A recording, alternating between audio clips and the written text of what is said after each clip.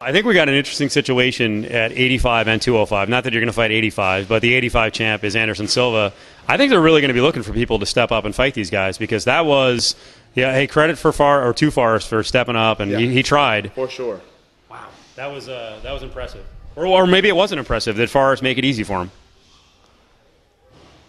Forrest is never an easy fight, regardless of what happens or what was going on. You know what I'm saying? I don't know. It's MMA. MMA is a bitch. You know what I mean? Sometimes she shows her true colors and will just put you in your place, man. I did not expect the fight to go that way. I'm pretty sure Forrest didn't expect the fight to go that way. Anderson didn't expect the fight to go that way. But it did, and it looked good. I was going to ask you, have you ever had a fight? Because the way I'm watching it from the outside is literally, I think Forrest got to a point about 90 seconds in. He's like, I can't see the punches coming. I can't catch him, and I can't see him coming. Have you ever been in a situation like that where you're on that? Because, I mean, that's got to be, you talk about mentally just breaking you. Yeah. I can only imagine. I've seen it before with Roy Jones Jr., Sweet Pea Whitaker.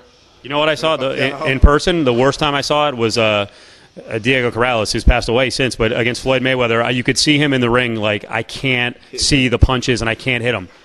I could see how that's depressing, man. Like, you can't, that will mentally break you.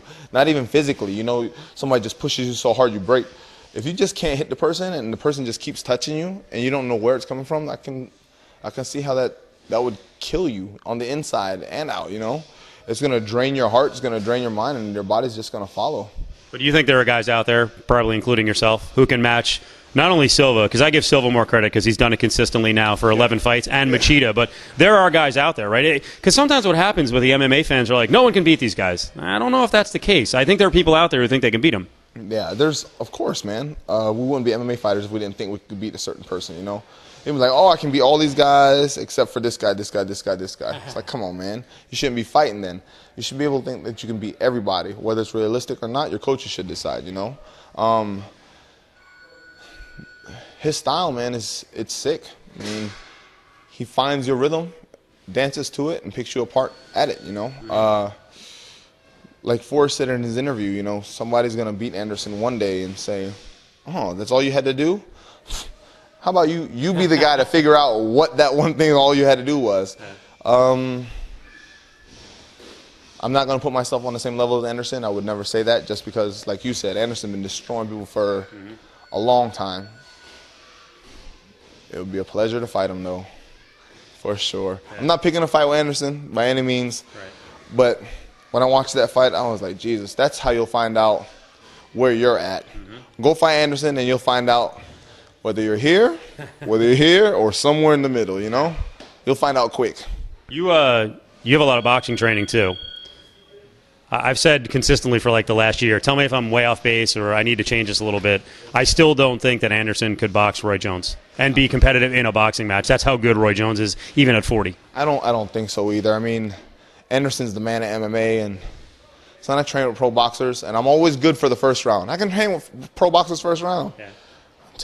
Until they get that swagger on. They start getting that swagger.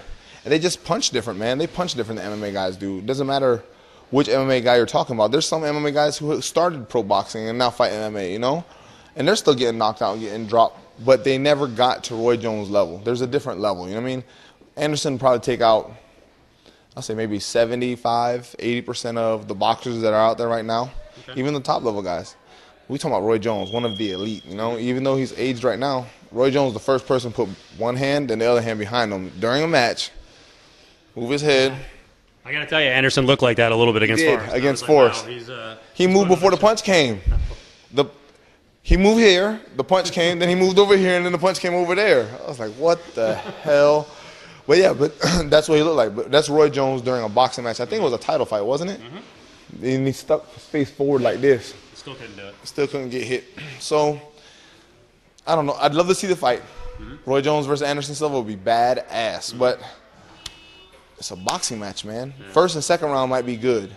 But then after that, if Roy Jones gets his swagger back, I don't know. And let's say the same goes the other way. If Anderson can kick or clinch, forget about it. For Roy Jones, yeah. If he could clinch and kick Roy Jones, it's over.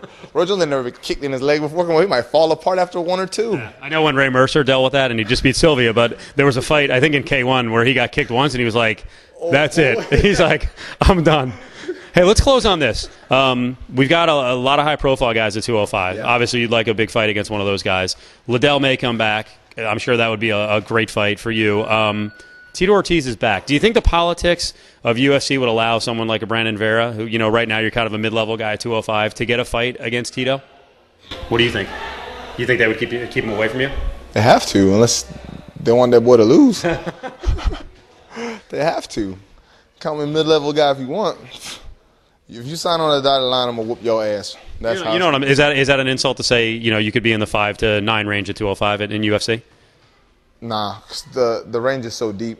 Any given day, the top 10 could be champ, especially right now in 205 division. And they are matching him up against Mark Coleman, which I think will be somewhat interesting because they're legends. But yeah, I don't know. We'll see. Tito Ortiz, his name still sells tickets. Oh, if you're in there with him, believe me, you're going to make money. Yeah, for sure. Yeah, you fighting Tito Ortiz, you're going to make some cake, so you'll be all right. But I don't think I'll be fighting Tito. I don't think his career path right now will allow him to fight me right now anytime soon.